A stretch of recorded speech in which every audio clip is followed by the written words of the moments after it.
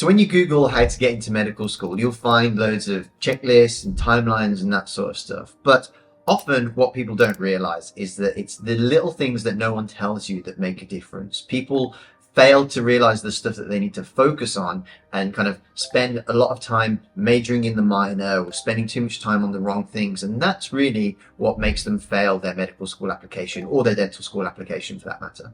And now after coaching, I don't know, several thousands of students, I've kind of boiled it down to the fact that people, it's not that they don't work hard enough, it's that they don't work smart enough. So they don't really start early enough and they don't work on the right things at the right time. So I'm going to go through 7 things, which is the kind of stuff that people won't necessarily tell you or you might not find in a Google search that are really going to make a difference to your application. So the first thing no one tells you is what starting early actually means. People will be like, oh, I started early. I started at the start of summer before, 2 months before I was supposed to submit my application.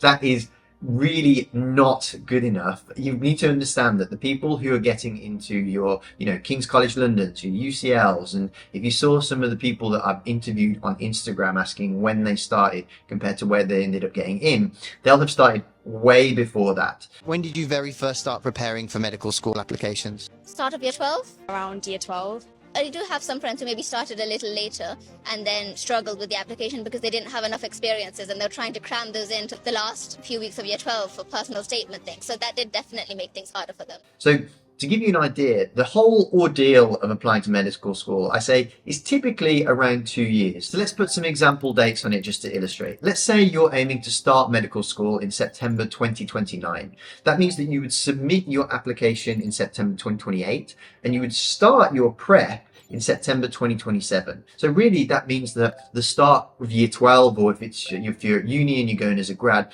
the start of your penultimate year. Now, that prep will go on after you've submitted your application as well, because you have about another 6 months of interviews after that. So, the whole thing, like I say, is about a 2-year ordeal. And really those who start very early are the ones who tend to succeed. The reason starting early matters is because once you start, you realize just how much there is to do. And if you realize that too late, you don't give yourself time to do everything to the high standard that is needed for such a competitive medical school application. It's not about constantly grinding, but it's about understanding the game early so that you know what work experience actually matters, how the UCAT fits into the bigger picture, how reflections and experiences compound over time to make your application grow exponentially rather than linearly. So starting early isn't just about limiting stress, it's about having a sustained and steady, controlled approach to the whole process. Number 2, the next thing that no one tells you is that work experience is not just about racking up a list of loads of things that you did.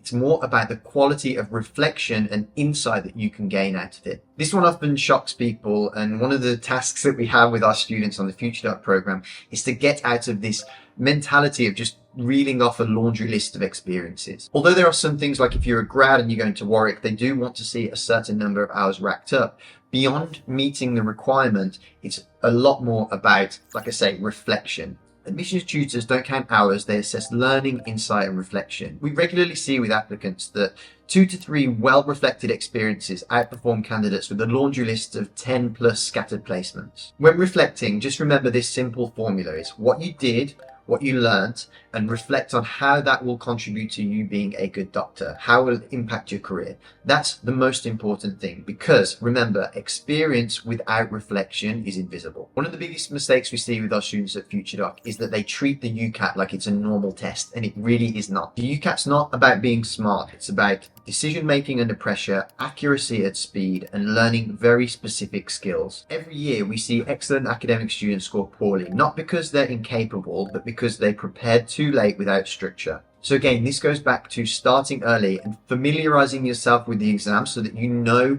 how much time you're going to need to allocate. We do a whole video up here about how to prepare for UCAT so that you can understand the kind of 3 phases that it requires. But the uncomfortable truth is that the UCAT is the door that a lot of people don't get past, but it's so important not to neglect all of the other stuff, because what often people do is focus too much on the UCAT, and then all they have is a good UCAT score and nothing else about the application. So then people get through that door, but don't get past any door beyond that. So you need to focus on this, but not forget how important and valuable all the other stuff comes later in the application. It's the stuff that you'll do at the start, but the payoff comes at the end. Number 4 is that the personal statement does not make an application, but it adds to an already good one. This one does hurt, but it's important. At FutureDoc, we see students spend months polishing final words, believing the personal statement will make up for other areas. In reality, it reinforces strength, but it doesn't create it. What admission tutors are looking for is strong consistency between experiences and reflections, maturity of insight, and also understanding of the reality of medicine. And although it's really important to formulate it well, present your experiences the best possible way, remember that the personal statement reflects strong preparation, not a clever writing or a really emotional story that you feel like you're presenting a film of your life. That's not what they're looking for. They want to see evidence. Number 5 is one of the biggest factors that will contribute to your success is smart uni selection. We get many students on the FutureDoc program who've failed to get in several years, and they come to us and they get in with the first time with us because we have been very clever about where we have applied. You can have students with the same grades, the same UCAT score, roughly the same level of experience, and just by matching the right student based on their individual idiosyncrasies with the requirements and the desires of the universities, that matchmaking can be the magic and the difference between success and failure. Why? Well, because different unis value different things. Some universities prioritize the UCAT heavily, some emphasize work experience, some place emphasis on graduate maturity, for example, or widening participation. But this is one of the most underestimated parts of the application. Number 6 is that interviews are about universities testing who you are under pressure, not the lines that you've pre-rehearsed or memorized. One of the biggest things that you'll hear me say at FutureDoc and to my students is that interview preparation starts now. It is about becoming the real deal, not about trying to cram 2 weeks of preparation to practice answers and do all of that stuff, because they will really see who you are when they put you under pressure. And that is only kind of counteracted by becoming the kind of person that is the real deal and is the kind of person that deserves a place rather than someone who's just trying to blag their way through. Interviews are not about perfect responses. They assess reasoning, ethical awareness, communication under stress, and how you think, not what you recite. So all the frameworks, all the thought processes, thinking out loud and showing them how your reasoning behind what you're saying is more important. The strongest candidates adapt, reflect, and acknowledge uncertainty. And certainly when I was at university on the interview panel selecting students, I could see that the best ones were not the ones who'd memorized loads of lines and passages and good answers, but actually were the people who fully understood the fundamentals, the core things that they wanted to say and put across, and they would adapt those to the situation. And the final thing to note is that the biggest risk of all of this is leaving things too late.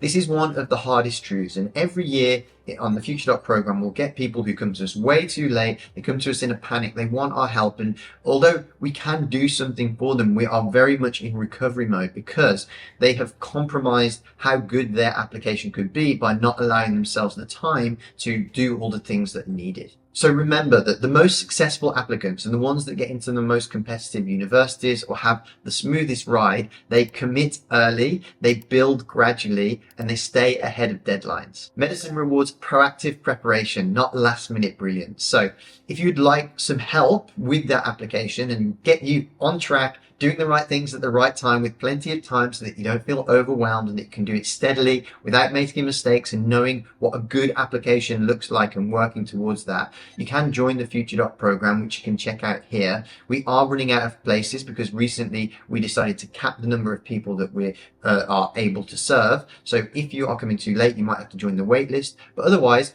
we'd love to help you, and I look forward to seeing how you get on in your journey to your chosen university, and look forward to seeing you in the next video.